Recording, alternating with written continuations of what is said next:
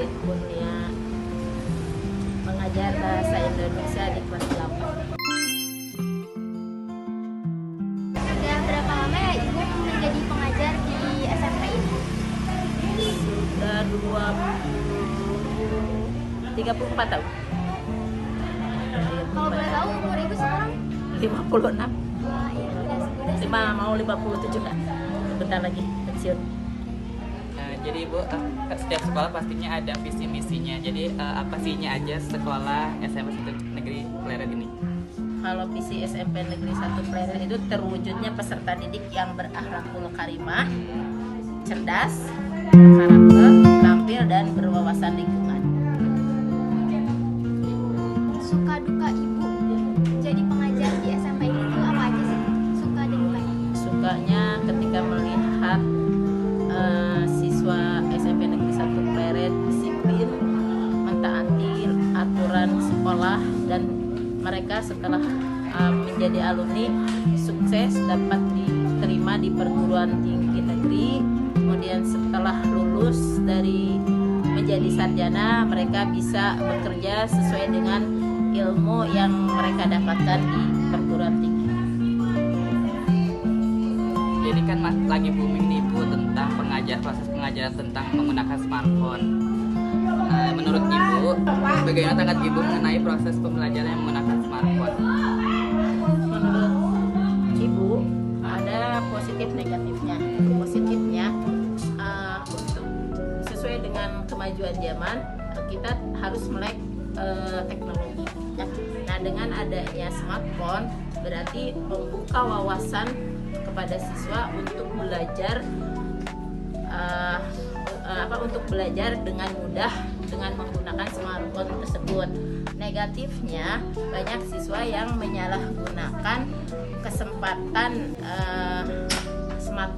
menggunakan smartphone itu untuk hal-hal yang kurang baik. Mungkin itu yang dapat disampaikan tentang penggunaan smartphone di sekolah. Untuk di SMP ini sendiri udah menggunakan smartphone untuk proses pembelajaran.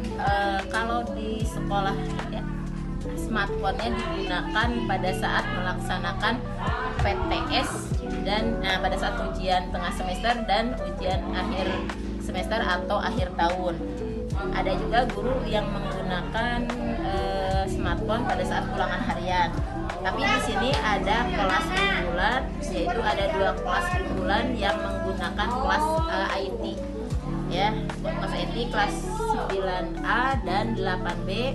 Mereka pembelajarannya setiap hari menggunakan IT. Mereka membawa laptop atau komputer dari rumahnya masing-masing dengan menggunakan WiFi yang ada di sekolah.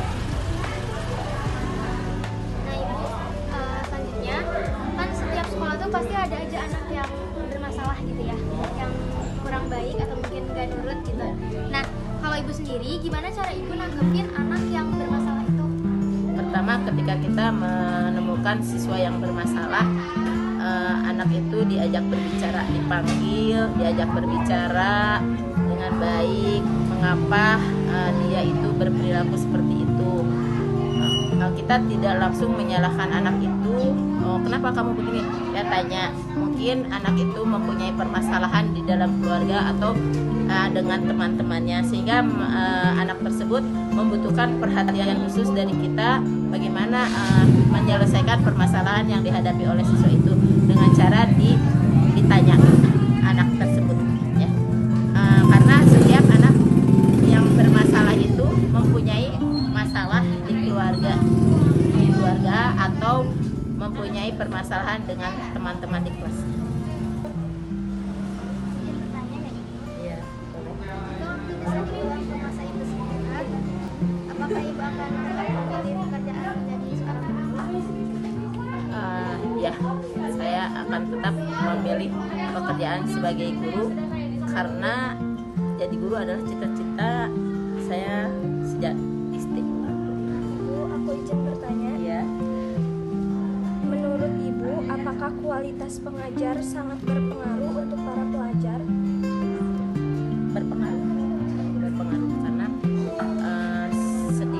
sedikit banyak keterampilan dan pengetahuan guru atau pengajar itu sangat mempengaruhi kualitas pembelajaran di kelas.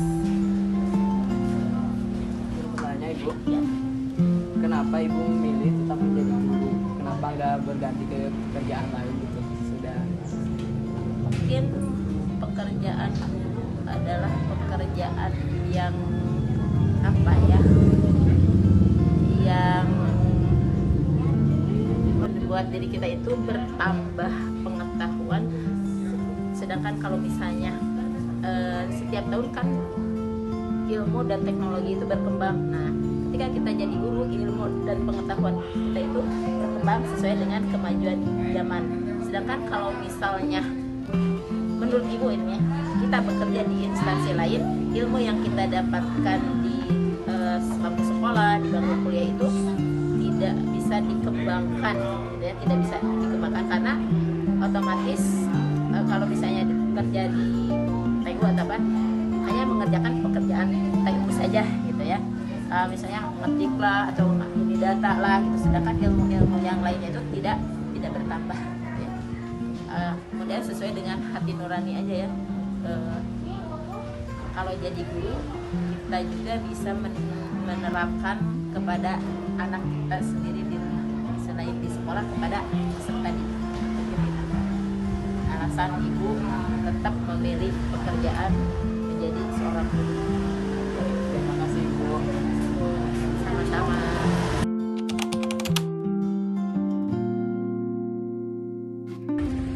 Nah, Ibu, buat pertanyaan terakhir, apa sih pesan dan kesan Ibu untuk para pelajar atau pengajar yang ada di seluruh Indonesia? Pesan untuk para pelajar, smartphone dan IT gunakan sebaik-baiknya untuk perkembangan ilmu pengetahuan di zaman modern ini. Jangan digunakan untuk hal-hal yang negatif, gunakan untuk hal yang positif. Belajar dengan rajin dan tekun untuk mencapai kesuksesan. Sedangkan kesannya, ya, saya merasa bahagia menjadi bagian dari guru karena bisa mentransfer ilmu pengetahuan kepada para peserta didik. Walaupun sebenarnya pengetahuan itu bisa didapat dari AI atau dari Google ya, sekarang semakin canggih. Tapi di sini yang lebih saya rasakan itu pendidikan karakternya ya, karena ilmu pengetahuan itu bisa didapat dari AI, dari Google atau apa, mereka bisa menjawab lebih pintar daripada guru. Tapi pendidikan karakter yang harus ditekankan, yang harus digembleng oleh guru untuk siswa, itu mungkin yang dapat diusahakan. Ibu, makasih ya udah telah menjawab semua pertanyaan kita dan meluangkan waktunya. Sama-sama. Ini kami ada bingkisan sedikit. Aduh, Ini ya.